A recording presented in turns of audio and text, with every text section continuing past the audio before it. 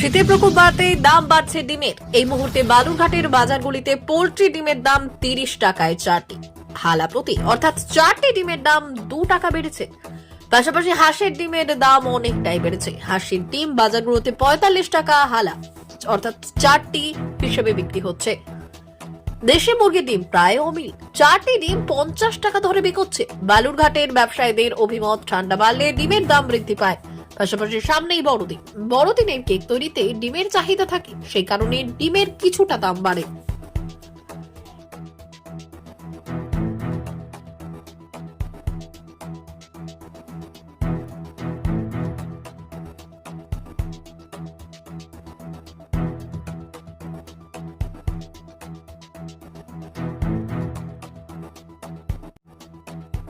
যাচ্ছে এখন 3টে ডিম এবং মানে কেন দামটা বাড়লো? ডিমের দামটা বাড়ার কারণ হচ্ছে শীতে প্রতিবারই ডিমের দাম বাড়ে, তবে এবার একটু বেশি বাড়ছে এই ক্রিসমাসের জন্য। এই ক্রিসমাসটা শেষ হয়ে গেলে হয়তো স্বাভাবিক হতে পারে, তবে এমনি তো ডিম 28 টাকা বিক্রি হয়, তো দাম বেড়ে 30 টাকা হালা হচ্ছে। 4টে ডিমের দাম 30 টাকা। পেটি ছিল আগে 1300 টাকা, সেই পেটি এসে দাঁড়াচ্ছে 1420 টাকা, 40 টাকা পেটি, মানে 7 পাতার দাম।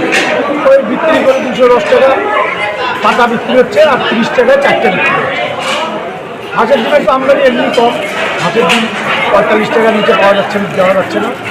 আর মুরগি নাই বললেই চলে, তো পাইলে বড় 50 টাকার নিচে নাই দেশি মুরগি।